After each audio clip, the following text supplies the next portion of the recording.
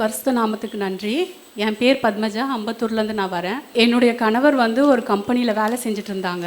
அந்த கம்பெனியுடைய எம்டி வந்து என் கணவருடைய நண்பர். அந்த நண்பருடைய கம்பெனியுடைய வளர்ச்சிக்காக எங்களுடைய சொத்துக்களுடைய டாக்குமெண்ட்ஸை அந்த நண்பர் கேட்டார். அந்த கம்பெனியுடைய வளர்ச்சியில் தான் என் குடும்பத்தின் ஆசீர்வாதம் இருக்குது அப்படின்ற எண்ணம் வந்து குடும்பத்துக்குள்ளே ரொம்பவே ஆழமாக இருந்துச்சு. அதனாலையும் நட்பின் அடிப்படையிலையும் எங்கள் டாக்குமெண்ட்ஸ் அவங்க கையில் 2015 கொடுத்தாங்க. 2018 வந்து என்னுடைய கணவர் அந்த கம்பெனியை விட்டு ஒரு சில காரணங்களால் வெளியே வந்துட்டாங்க. எனக்கு ரொம்பவே பயமாக இருந்துச்சு. டாக்குமெண்ட்ஸ் வாங்காமல் இவங்க வெளியே வராங்களே அப்படின்ட்டு ரொம்பவே பயமாக இருந்துச்சு. ஆனால் வந்து கர்த்தர் ஏற்கனவே சகோதரன் மூலமாக 2016 பேசியிருந்தாங்க. ஒரு சில ஆண்டுகளில் வந்து அண்ணன் வந்து இந்த கம்பெனியை விட்டு வெளியே வந்துடுவாங்க அப்படின்னு சொல்லியிருந்தாங்க. அதனால எனக்குள்ள ஒரு பெரிய ஒரு ஸ்ட்ரென்த் இருந்துச்சு.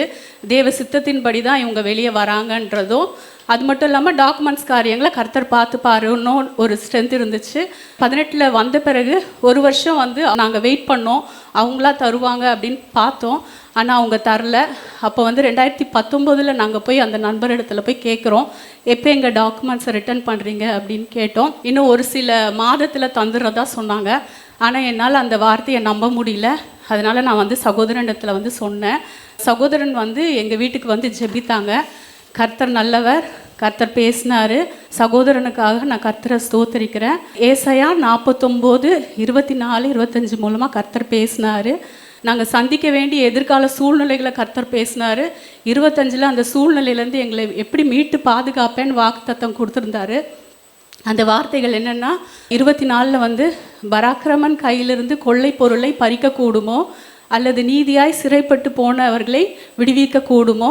25 என்றாலும் இதோ பராக்கிரமனால் சிறைப்படுத்தப்பட்டவர்களும் விடுவிக்கப்படுவார்கள், பலவந்தனால் கொள்ளையிடப்பட்டதும் விடுதலையாக்கப்படும், உன்னோடு வழக்காடுகிறவர்களோடு நான் வழக்காடி உன் பிள்ளைகளை ரட்சித்துக் கொள்வேன்.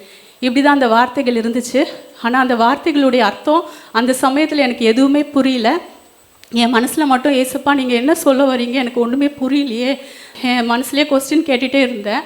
தொடர்ந்து அந்த நண்பர் இடத்துல கேட்டுகிட்டே இருந்தோம். அவங்களும் வந்து தொடர்ந்து இப்போ அப்பன்னு சொல்லிகிட்டே இருந்தாங்க. திடீர்னு ஒரு நாள் வந்து 2021 வந்து மெட்ராஸ் கோர்ட்லேருந்து எங்கள் வீட்டுக்கு பேப்பர்ஸ் வந்துச்சு. அந்த பேப்பர்ஸை படிக்கும் போது தான் தெரிஞ்சுது, ஃபினான்ஷியருக்கு இந்த நண்பர் சரியாக இன்ட்ரெஸ்ட் பே பண்ணாததுனால எங்களுக்கு அகைன்ஸ்டாகவும் எங்களுடைய சொத்துக்களுக்கு அகைன்ஸ்டாகவும் ஃபினான்ஷியர் கேஸ் ஃபைல் பண்ணியிருக்காரு அப்படின்றது தெரிஞ்சுது. அப்போது போய் நாங்கள் அந்த நண்பரிடத்துல போய் கேட்குறோம். எங்கள் டாக்குமெண்ட்ஸை அவங்க கையில் கொடுத்துட்டு அவங்ககிட்டேருந்து எந்த ஆதாயமும் நாங்கள் வாங்கலை. இது முழுக்க முழுக்க நட்பின் அடிப்படையில் மட்டும்தான் அந்த டாக்குமெண்ட்ஸ் கொடுக்கப்பட்டுச்சு.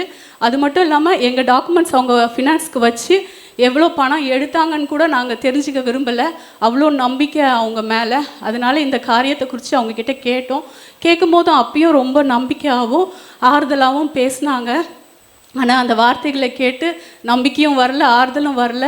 அப்படியே வீட்டுக்கு வந்துட்டோம். என்ன செய்கிறது, கொடுத்தாச்சு அப்படின்ட்டு. அப்புறம் வீட்டுக்கு வந்த பிறகும் இந்த வார்த்தைகள் தான் எனக்குள்ளே ஓடிட்டே இருந்தது. அப்பா என்ன சொல்ல வரீங்க இந்த வார்த்தைகள் மூலமாக அப்படின்ட்டு.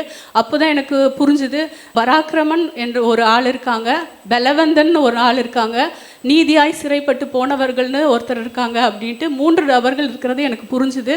மனசில் கொஸ்டின் கேட்டுகிட்டே இருக்கேன், எஸ்பா அந்த 3 பேரும் யார் அப்படின்னு கேட்டுகிட்டே இருக்கேன். இப்படி இருக்கும்போது வந்து 2023 வந்து ஃபினான்ஷியருக்கு ஃபேவராக கேஸ் முடிஞ்சுது. அப்போ தான் வந்து எங்களுடைய நிலைமை எனக்கு புரிஞ்சுது. அது மட்டும் இல்லாமல் வந்து கர்த்தர் பேசின ஒவ்வொரு வார்த்தைகளுடைய நிறைவேறுதலும் எனக்கு புரிஞ்சுது. ஃபினான்ஷியர் என்ற பராக்கிரமனால் நாங்கள் சிறைப்படுத்தப்பட்டோம், நட்பு என்ற பலவந்தனால் நாங்கள் கொள்ளையடிக்கப்பட்டோம், நீதியாய் சிறைப்பட்டு போனவர்கள் நாங்கள் தான் அப்படின்றது புரிஞ்சுது. ஏன்னா கர்த்தருடைய வார்த்தை வந்து அந்நியனுக்காக பிணைப்படாத அப்படின்றத கர்த்தருடைய வார்த்தை.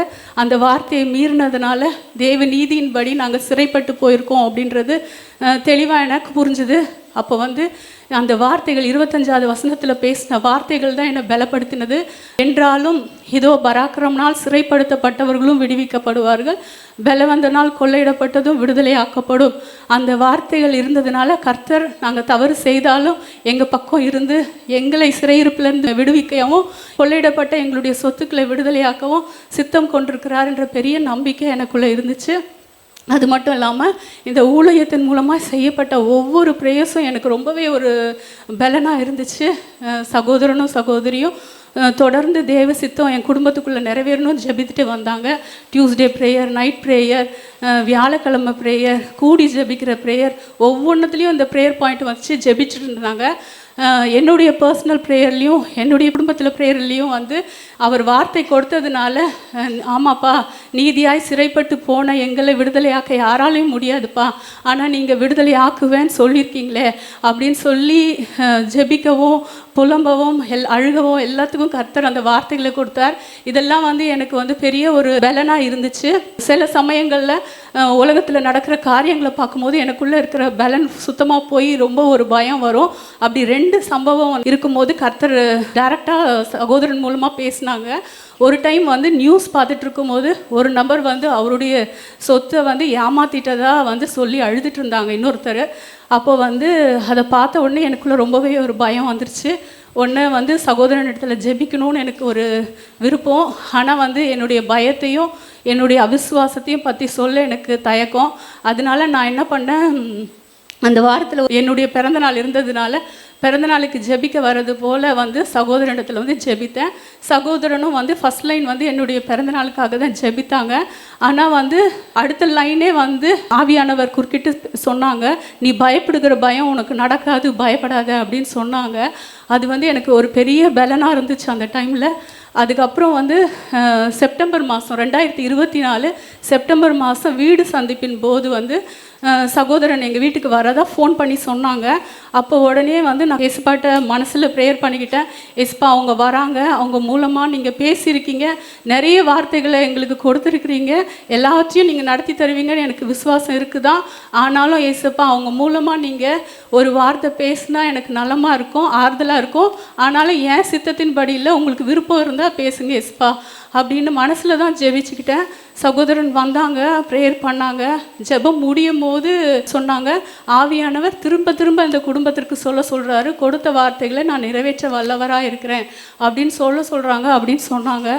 இதெல்லாம் எனக்கு மிகப்பெரிய ஒரு பலனாக இருந்துச்சு. கிட்டத்தட்ட 10 வருஷங்கள் சண்டை சச்சரவு இல்லாமல் கர்த்தரை நம்பி சமாதானத்தோடு போக இதெல்லாம் எனக்கு ரொம்பவே பலனாக இருந்துச்சு. அது மட்டும் இல்லாமல் சகோதரன் எப்பயும் சொல்லுவாங்க, உங்களுக்கு விருப்பம் இருந்தால் நான் வந்து அந்த நண்பரிடத்துல வந்து பேசுகிறேன் அப்படின்னு சொல்லுவாங்க. அதற்கான சூழ்நிலைகள் அமையாமே இருந்துச்சு. ஆனால் இந்த ஆண்டு ஸ்டார்டிங்கில் வந்து என்னுடைய கணவர் வந்து சகோதரனை சந்தித்து எங்களுக்காக நீங்கள் பேச வாங்க அப்படின்னு சொல்லி கூப்பிட்டாங்க. அப்போ வந்து சகோதரனும் நம்முடைய சபையை சார்ந்த இன்னொரு சகோதரனும் 2 பேரும் வந்து அவர்கிட்ட அந்த நண்பரிடத்துல பேசினாங்க. பேசும்போது வந்து அப்பயும் அவர் வந்து தந்துடுவோம், 15 நாளில் தந்துடுவோம் அப்படின்னு சொன்னாங்க. எனக்குள்ளே சுத்தமாக ஹோப் இல்லாமல் போயிடுச்சு. இதே தான் அவர் சொல்லிகிட்ருக்காரு அப்படின்ட்டு இருந்தது. ஆனால் சகோதரன் பேசிட்டு வந்த பிறகு இந்த நண்பருக்குள்ளே ஒரு பெரிய சிக்கல் இருந்தது. அந்த சிக்கலை வந்து தீர்க்க கர்த்தர் கிருபை செஞ்சார். அதன் மூலமாக எங்களுடைய டாக்குமெண்ட்ஸ் எங்கள் கையில் ரிலீஸ் ஆக கர்த்தர் கிருபை செஞ்சார். கர்த்தருடைய பரிசுத்த நாமத்துக்கு நன்றி. என்னோடு வழக்காடுகிறவர்களோடு கர்த்தர் வழக்காடி என் பிள்ளைகளை ரட்சித்து கொண்டார். அதற்காக கர்த்தரை ஸ்தோத்தரிக்கிறேன். இந்த ஊழியத்தின் மூலமாய் எங்கள் குடும்பத்துக்கு கிடைச்ச தேவ தயவு மூலமாய் நானும் என் குடும்பமும் என் பிள்ளைகளும் நிர்மூலமாகாமல் பாதுகாக்கப்பட்டோம். அதற்காக கர்த்தரை ஸ்தோத்தரிக்கிறேன். இயேசு கிறிஸ்துவின் நாமத்தில்.